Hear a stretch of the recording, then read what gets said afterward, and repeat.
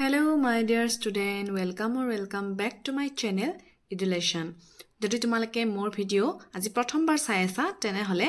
welcome to my channel আৰু তোমালোকে যদি আগৰ পৰাই মোৰ চেনেলটো সাবস্ক্ৰাইব কৰি থৈছা তেনে হলে welcome back to my channel. যোনে মোৰ চেনেলটো সাবস্ক্ৰাইব কৰা নাই কৰি লবা. আজি মই তোমালোকক পঢ়াবলৈ লৈছো দশম শ্ৰেণীৰ অসমীয়াৰ পাৰস্যত এভুমুখী.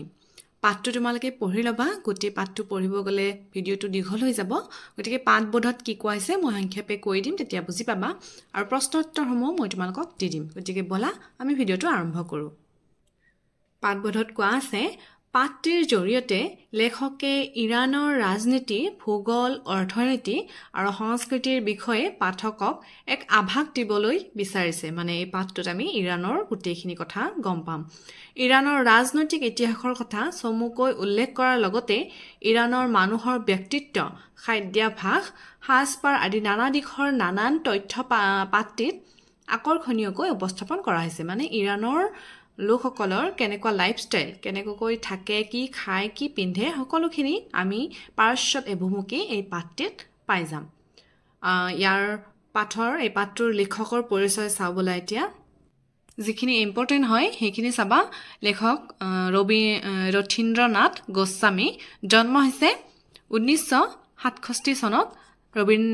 ৰথীন্দ্ৰনাথ গোস্বামীৰ জন্ম হয় যোৰহাটত পিতৃ সাহিত্যাচাৰ্য যতীন্দ্ৰনাথ গোস্বামী গোস্বামীদেৱৰ উল্লেখযোগ্য গ্ৰন্থসমূহ হ'ল শিশু সাহিত্য বিদেশী বন্ধুৰ দেশত কিংকিনীৰ বিদ্ৰোহ সিসিং বিজ্ঞানে আনিব যোৱাৰ অংক জংক পংক ৰথীন মামাৰ অংকৰ মজা ভ্ৰমণ কাহিনী মহাসমুদ্ৰৰ হিপাৰে সমুদ্ৰিকা মুম্বাই সাগৰ হিমনাত্ৰৈ হৃদয় শিখৰৰ প্ৰতিধ্বনি ঈশ্বৰৰ উপত্যকাত চুটিগল্প সংকলন সংগ্ৰাম মহাসমুদ্ৰৰ হিপাৰে গ্ৰন্থৰ বাবে গোস্বামীদেৱে হেমবৰুৱা সোঁৱৰণী বঁটা লাভ কৰে এইটো প্ৰশ্ন আহিব পাৰে যে গোস্বামীদেৱে হেমবৰুৱা সোঁৱৰণী বঁটা কোনখন গ্ৰন্থৰ বাবে পাইছিল এনসাৰ হ'ব মহাসমুদ্ৰৰ হিপাৰে এতিয়া বলা আমি প্ৰশ্ন উত্তৰসমূহ চাই লওঁ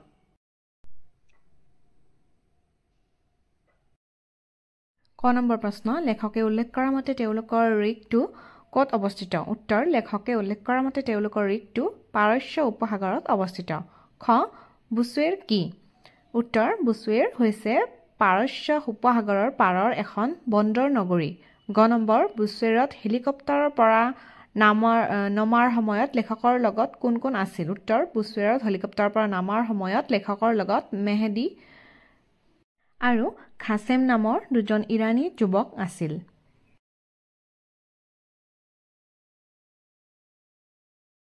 খ নম্বৰ প্ৰশ্ন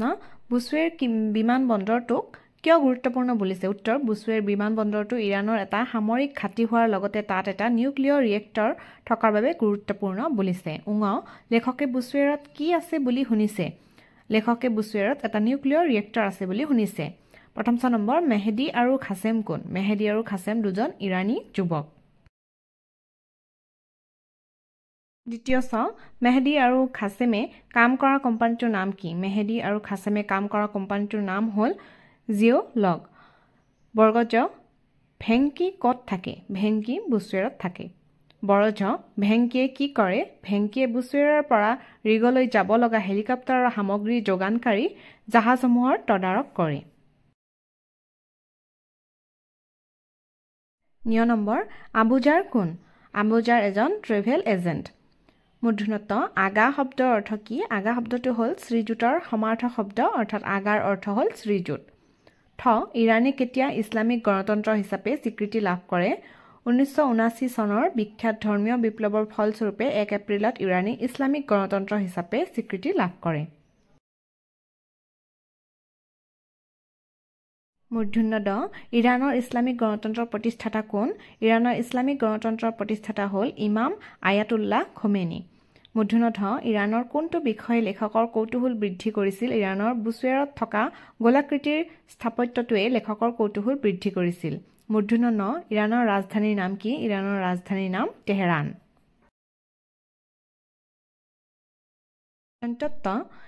তেহৰানত বিমান বন্দৰ কেইটা তেহৰানত বিমান বন্দৰ দুটা লেখক থকা তেহৰানৰ হোটেলখনৰ নাম কি লেখক থকা তেহৰানৰ হোটেলখনৰ নাম হ'ল হোমা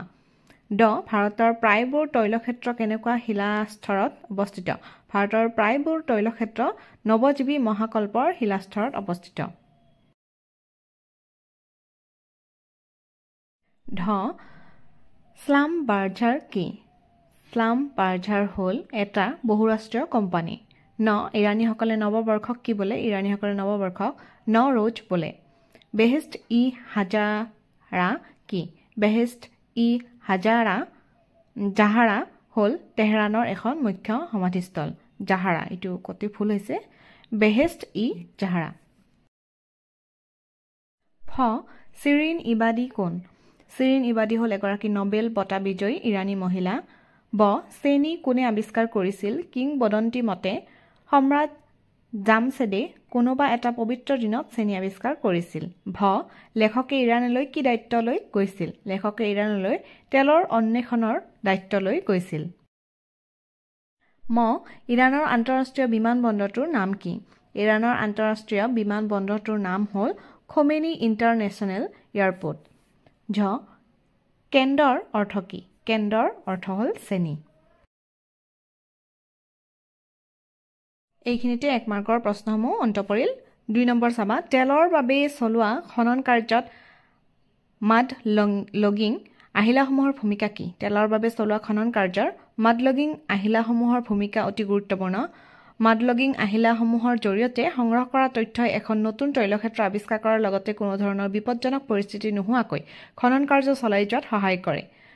ভূতত্ত্ববিদসকলৰ বাবে এই আহিলাসমূহ অতি গুৰুত্বপূৰ্ণ 3 নম্বৰ বুছৱেৰ চহৰৰ এটা বিৱৰণ দিয়া বুছৱেৰ হৈছে পাৰস্য উপসাগৰৰ পাৰত অৱস্থিত ইৰাণৰ এখন সৰু চহৰ পাৰস্য উপসাগৰৰ পাৰত অৱস্থিত বুছৱেৰ হৈছে এখনি বন্দৰ নগৰী বুছৱেৰ এখন সৰু নগৰ হ'লেও ইয়াৰ ৰাস্তা ঘাটবোৰ অতি সুপৰিকল্পিত আৰু পৰিষ্কাৰ পৰিচ্ছন্ন চহৰৰ ৰাস্তাবোৰ 4 শাখাযুক্ত আৰু মাজত ডিভাইডাৰ থকা এই ডিভাইডাৰসমূহ যথেষ্ট চাফা চহৰৰ প্ৰতিটো ঘৰ সুৰক্ষিতভাৱে ওখ দেৱালেৰে আৱৰা আৰু আৱাসিক অঞ্চলৰ ঘৰসমূহ 2 বা 3 মহলীয়া এই চহৰখন খেজুৰৰ বাবে বিখ্যাত বুছৱেৰ ইৰাণৰ এটা সামৰিক ঘাটি য'ত এটা নিউক্লিয় ৰিয়েক্টৰ আছে বুছৱেৰৰ তাপমাত্ৰা 40 ডিগ্ৰী চেণ্টিগ্ৰেডৰ ওপৰত থাকে এই চহৰখনৰ মহিলাসকলে আধুনিক সাজ-পোছাক পৰিধান কৰে সকলো মহিলাই তাত বোৰখা পৰিধান নকৰে বুছৱেৰত এটা অতি গুৰুত্বপূৰ্ণ বিমানবন্দৰ আছে আৰু এই বিমানবন্দৰটো ইৰাণৰ এটা সামৰিক ঘাটি 5 নম্বৰ ইৰাণৰ ভূতত্ত্বৰ বিষয়ে লিখা উত্তৰ ইৰাণ চহৰৰ ভূতত্ত্বৰ বিষয়ে ক'বলৈ গ'লে পোনপ্ৰথমে মনলৈ আহে জাগ্ৰছ পৰ্বতমালাৰ কথা ইৰাণ চহৰৰ মুখ্য আকৰ্ষণ হৈছে এই পৰ্বতমালা ইৰাণৰ পাৰস্য উপসাগৰীয় অঞ্চলত 150তকৈও অধিক তৈলক্ষেত্ৰ আছে আৰু এই অঞ্চলৰ ওপৰতে বিশ্বৰ বহুতো দেশ নিৰ্ভৰশীল ইৰাণৰ ভূস্তৰত বিভিন্ন যুগৰ বিভিন্ন শিলাস্তৰত তেল আৰু গেছ পোৱা যায় 6 নম্বৰ জাগ্ৰছ পৰ্বতমালাৰ বিষয়ে তোমাৰ পাঠ্যপুথিৰ সহায়ত লিখা জাগ্ৰছ পৰ্বতমালা হৈছে ইৰাণৰ এক মুখ্য আকৰ্ষণ এই পৰ্বতমালা আৰব প্লেট আৰু ইউৰেছিয়া প্লেটৰ সংঘাতৰ ফলত সাগৰৰ বুকুৰ পৰা জাগ্ৰত হৈ উঠিছিল এই পৰ্বতমালাৰ দক্ষিণ পশ্চিম দিশত তেল আৰু গেছৰ ভাণ্ডাৰ সঞ্চিত হৈ আছে এই পৰ্বতমালা ইৰাণৰ উত্তৰ পশ্চিমৰ পৰা দক্ষিণ পূবলৈ বিয়পি আছে ইয়াৰ সৰ্বোচ্চ শৃংগটোৰ উচ্চতা প্ৰায় 4500 মিটাৰ 7 নম্বৰ ইৰাণৰ কেইখনমান ঠাইৰ নাম লিখা ইৰাণৰ কেইখনমান উল্লেখযোগ্য ঠাইৰ নাম হ'ল Bushehr Tehran Shiraz Ahvaz Tabriz Isfahan Mashhad Yazd Hamadan Kerman আদি 8 নম্বৰ তেহৰানৰ বিমানবন্দৰ কেইটা কি আৰু কোন কোন স্থানত তেহৰানৰ বিমানবন্দৰ দুটা সেইকেইটা হ'ল মেহৰাবাদ বিমানবন্দৰ আৰু খোমেনি আন্তৰ্জাতিক বিমানবন্দৰ মেহৰাবাদ বিমানবন্দৰটো চহৰৰ মাজত অৱস্থিত আৰু খোমেনি আন্তৰ্জাতিক বিমানবন্দৰটো চহৰৰ পৰা নিলগত অৱস্থিত 9 নম্বৰ তেহৰানৰ প্ৰাকৃতিক অৱস্থা কেনেকুৱা লিখা তেহৰানৰ প্ৰাকৃতিক অৱস্থা অতি সুন্দৰ আৰু মনোমোহা ওখ পৰ্বতেৰে পৰিবেষ্টিত তেহৰান হ'ল এখন অতি সুন্দৰ চহৰ তেহৰানৰ এই মনোমোহা সৌন্দৰ্যৰ বাবে বহুতে তেহৰানক পেৰিছৰ লগতো তুলনা কৰে গ্ৰীষ্মৰ 2টা মাহ ইয়াত যথেষ্ট গৰম হয় যদিও বছৰৰ বাকী সময়ছোৱাত তেহৰানৰ জলবায়ু অতি আৰামদায়ক হয় শীতকালত তেহৰানত বৰফ পৰে তেহৰানক এই সুন্দৰ জলবায়ু প্ৰদান কৰে এলব্ৰুন পৰ্বত ৰাশিয়ে পৰ্বতৰ ওপৰৰ হিমবাহবোৰ তেহৰান চহৰৰ খোৱাপানীৰ প্ৰধান উৎস 10 নম্বৰ স্লাম বাৰ্জাৰ কোম্পানীৰ কাৰ্যালয় ক'ত আছে স্লাম বাৰ্জাৰ কোম্পানীৰ কাৰ্যালয় নাজিৰাৰ পৰা নাইজেৰিয়ালৈকে দুলিয়াজানৰ পৰা ডুবাইলৈকে তেহৰানৰ পৰা টেক্সাছলৈকে পৃথিৱীৰ সকলো তৈলক্ষেত্ৰৰ ওচৰে পাজৰে আছে 11 নম্বৰ ইৰানীসকলৰ নৱবৰ্ষ উৎসৱৰ বিৱৰণ দিয়া উত্তৰ বসন্তৰ মনোৰম দিনৰ আৰম্ভণিতে ইৰানীসকলে তেওঁলোকৰ নৱবৰ্ষ অৰ্থাৎ নৱৰোজ পালন কৰে 2 সপ্তাহ জুৰি উদযাপন কৰা এই উৎসৱ আৰম্ভ হয় বসন্তৰ প্ৰথম দিনটোত যেতিয়া সূৰ্যই বিষুৱ ৰেখা অতিক্ৰম কৰে নৱবৰ্ষৰ সময়ত বুছৱেৰৰ স্কুল কলেজ চৰকাৰী কাৰ্যালয় হোটেল আদি সকলোতে শিবিৰ স্থাপন কৰা হয় যাতে ইৰানীসকলে ভালদৰে নৱবৰ্ষ উদযাপন কৰিব পাৰে নৱবৰ্ষ উদযাপন উপলক্ষে তেওঁলোক সকলোৱে নতুন কাপোৰ পৰিধান কৰে আৰু বহুতো পিঠা পনা বনায় নৱবৰ্ষ এই উৎসৱত বহুতো বিষয় সামৰি লোৱা হয় বিষয়সমূহ হ'ল চহৰখনৰ পৰিৱেশ আৰু নিজকে চাফ-চিকুণ কৰা শত্ৰুভাৱ দূৰ কৰি সকলোৰে লগত বন্ধুত্ব স্থাপন কৰা অগ্নিশিখা প্ৰজ্বলন কৰা সীমান্ত নদী বা সাগৰৰ অভিমুখে যাত্ৰা ইত্যাদি এই উৎসৱৰ সময়ত যিকোনো পাৰ্চি গৃহতে টেবুল বা কাৰ্পেটৰ ওপৰত এখন সুন্দৰ কাপোৰ পাৰি 7 বিধ খাদ্যবস্তু সজোৱা হয় এই 7 বিধ খাদ্যৰ কাষত পবিত্ৰ কুৰাণ আৰু হাফিজৰ কবিতা পঢ়ে বছৰৰ শেষ বুধবাৰে ৰাজহুৱা স্থানত মেজি জ্বলাই জুইৰ ওপৰেৰে পাৰ হৈ প্ৰাৰ্থনা কৰে আৰু জুইৰ পোহৰত কাঁহী বাতি বজায় আৰু মানুহৰ ঘৰে ঘৰে গৈ আতিথ্য গ্ৰহণ কৰে 12 নম্বৰ বেহেষ্ট ই জাহাৰাৰ লগত তেহৰানবাসীৰ সম্পৰ্কৰ বিষয়ে লিখা বেহেষ্ট ই জাহাৰা হ'ল তেহৰানৰ এক জনপ্ৰিয় স্থান বেহেষ্ট ই জাহাৰা হৈছে তেহৰানৰ মুখ্য সমাধিস্থল এই ঠাই কেইবা কিলোমিটাৰ জুৰি বিস্তৃত হৈ আছে খোৱা বোৱাৰ দোকানৰ পৰা খেল পথাৰলৈকে সকলো এই সমাধিস্থলত আছে তেহৰানক জানিব বা অনুভৱ কৰিবলৈ বেহেষ্ট ই জাহাৰা হ'ল উত্তম স্থান ই তেহৰানৰ গুণ গৰিমা সুন্দৰভাৱে প্ৰতিফলিত কৰে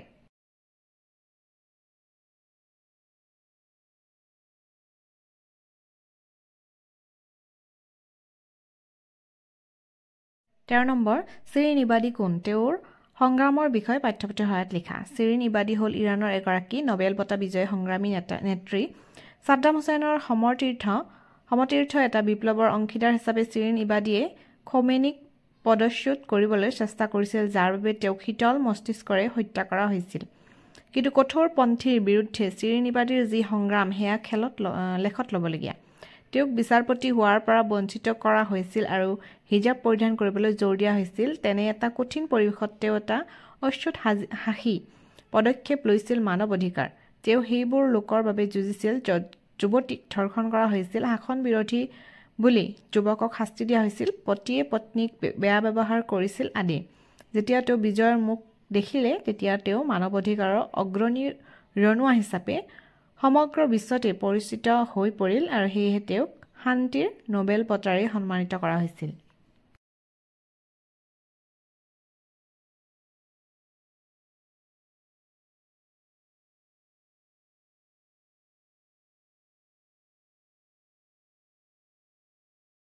ভাব বিষয়ত দিয়া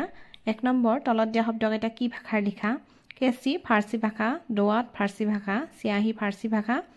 চিচা ফাৰ্চী ভাষা কেন্দি ফাৰ্চী ভাষা গতিকে গোটেইকেইটা ফাৰ্চী ভাষা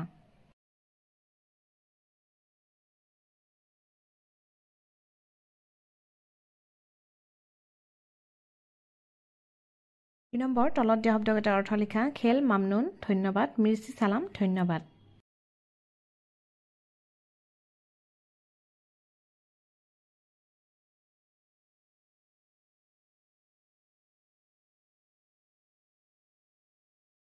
3 নম্বৰ তলত দিয়া শব্দকেইটাৰ প্ৰতীকী অৰ্থ লিখা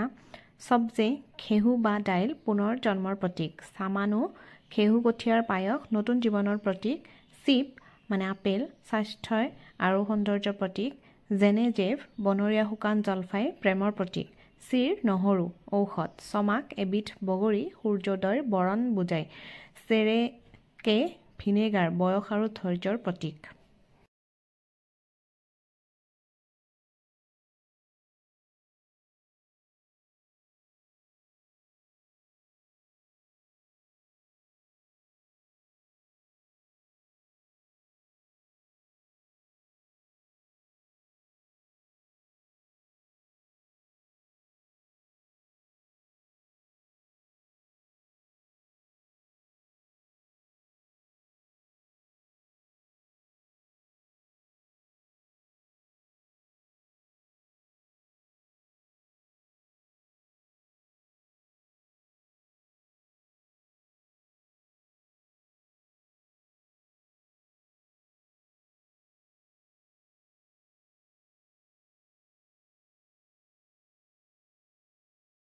মৰমৰ ছাত্ৰ-ছাত্ৰীসকল এখিনি আছিল দশম শ্ৰেণীৰ পাৰস্যত এভুমুকিত পাঠটিৰ প্ৰশ্ন উত্তৰসমূহ আৰু বাকি থকা ভাৱ বিষয়কত থকা ক্ৰিয়াকলাপখিনি আশা কৰিছো ভিডিঅটো চাই তোমালোকে লাভান্বিত হবা যদি ভাল পাইছা তেনেহলে শেয়াৰ কৰি দিবা আকৌ এটি নতুন ভিডিঅৰ সৈতে লগ পাম আজিলৈ ইমানেই